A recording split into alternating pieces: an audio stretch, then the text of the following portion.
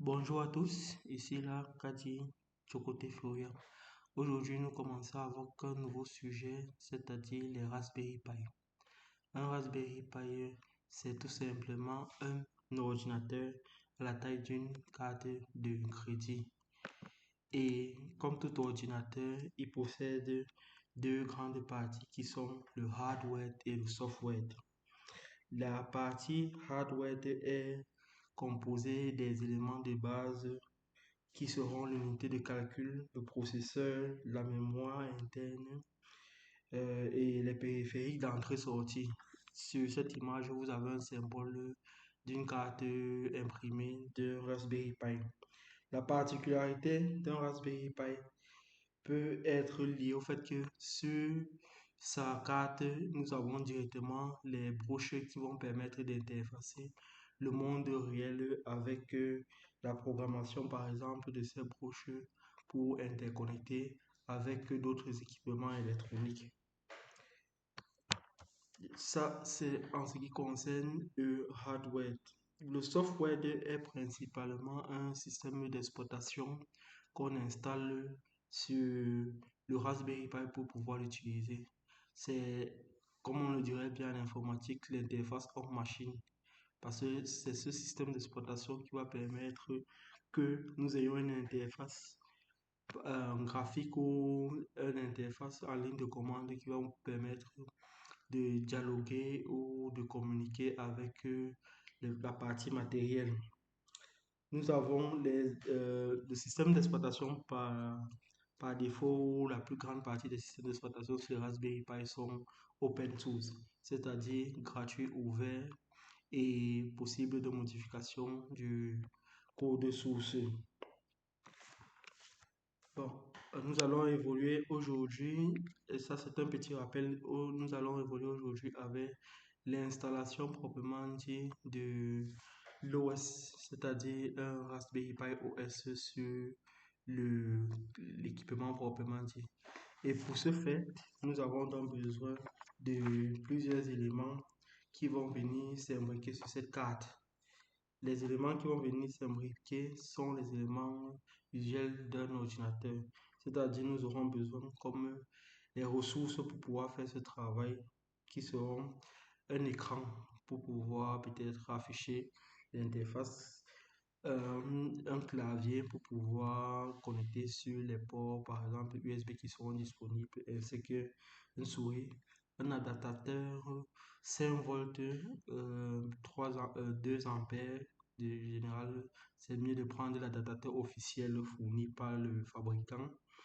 Et nous avons besoin d'une micro-carte SD parce que c'est sur cette micro-carte SD que sera installé l'OS. Ça, c'est les éléments qui seront connectés sur le Raspberry Pi lorsque nous allons commencer à faire la prise en main.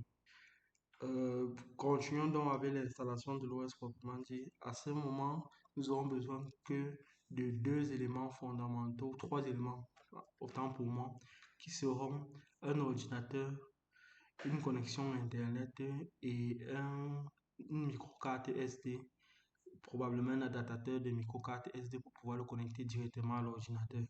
Et ce sont ces éléments qui vont donc permettre de pouvoir installer l'OS sur la micro-carte SD avant de la déployer sur le Raspberry Pi.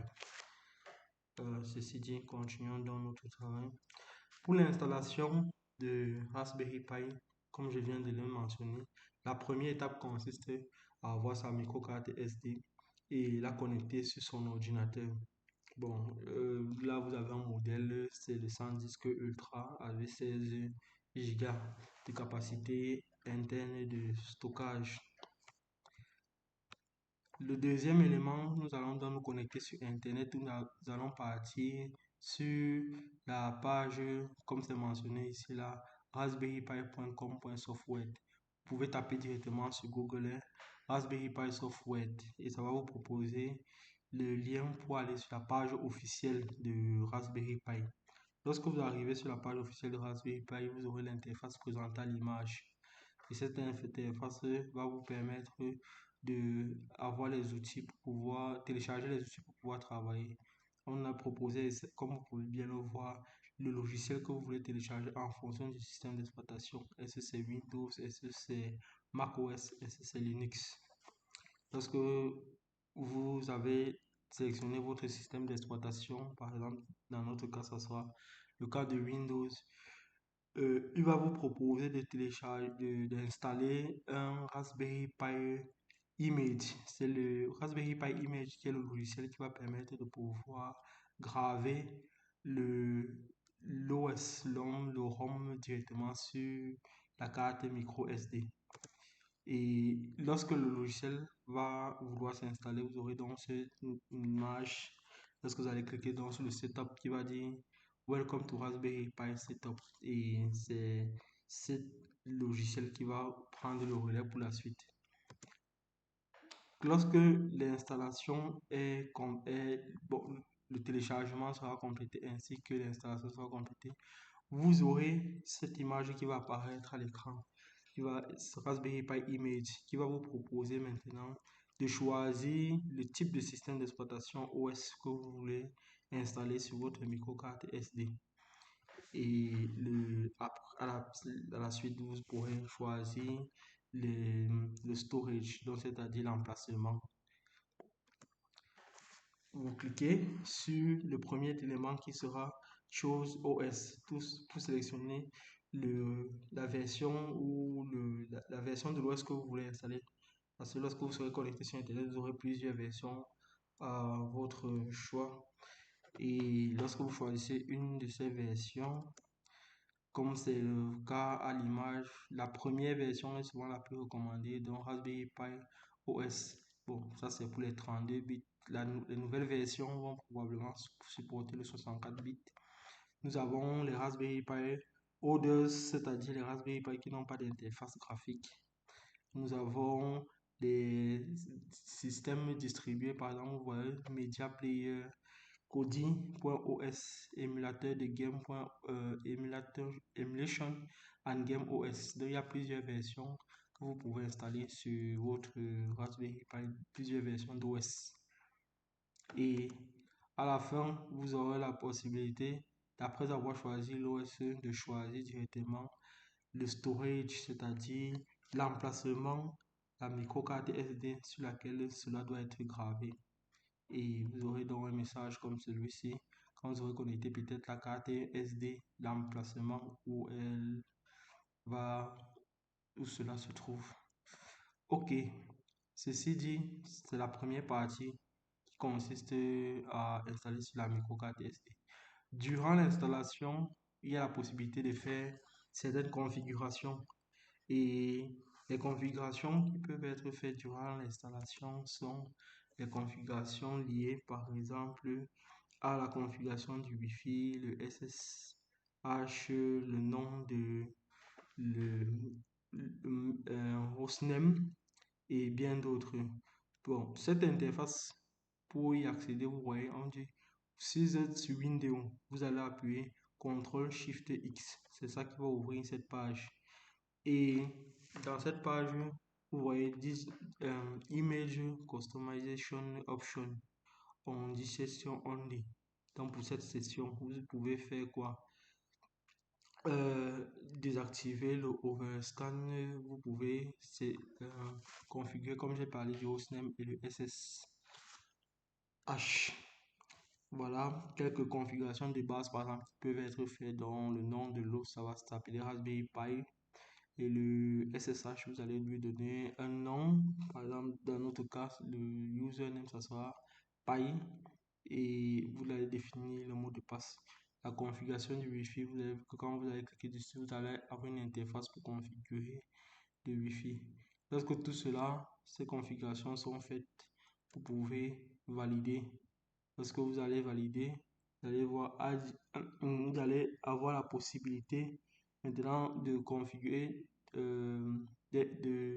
d'écrire directement ces éléments-là directement dans la mémoire SD de façon à ce que lorsque le Raspberry Pi démarre, il prend automatiquement les configurations que vous l'aurez données.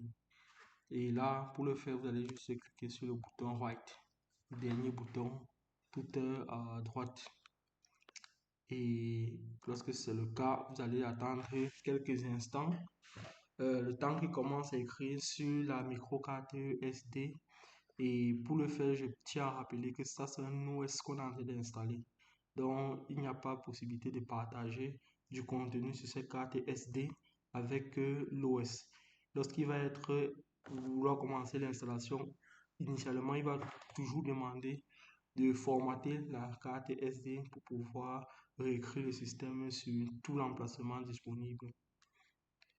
Et à la fin, lorsque le travail est terminé, il va vous proposer, lorsque l'installation est terminée, de cliquer sur continuer. Et là, automatiquement, il va éjecter la micro-carte SD de manière sécurisée pour que vous puissiez la récupérer et l'insérer sur le Raspberry Pi physiquement. Ceci dit, on a terminé avec l'installation de l'OS à ce niveau. Lorsque nous allons euh, éjecter la micro-carte SD, la connecter sur Raspberry Pi, je tiens à rappeler que nous aurons donc besoin d'un écran, d'un clavier, d'une souris, d'un adaptateur, probablement d'une connexion Internet connectée directement sur Raspberry Pi et insérer maintenant la micro-carte SD pour pouvoir avoir affiché l'interface sur un écran ou un ordinateur totalement isolé.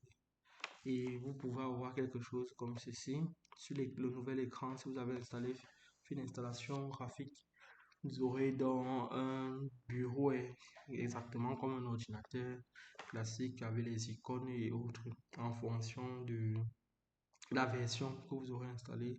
Ça va pouvoir différer. Bon, sur ce, je pense que nous avons fait le tour. Ici, il était principalement question de comment installer l'OS et comment configurer certains éléments de base sur la micro-carte SD et l'insérer sur Raspberry Pi. Dans la prochaine vidéo, nous allons directement commencer au niveau de cette interface graphique pour commencer à faire une prise en main du Raspberry Pi proprement dit. Et et dans les prochaines vidéos maintenant, nous aurons la possibilité de voir la particularité ou à utiliser certaines lignes de commande pour pouvoir mieux utiliser notre nouvel outil ou système d'exploitation qui sera pour ma part particulièrement dédié à la fonction de serveur lorsque nous allons travailler dans notre réseau local. Sur ce, je vous remercie et à une prochaine vidéo.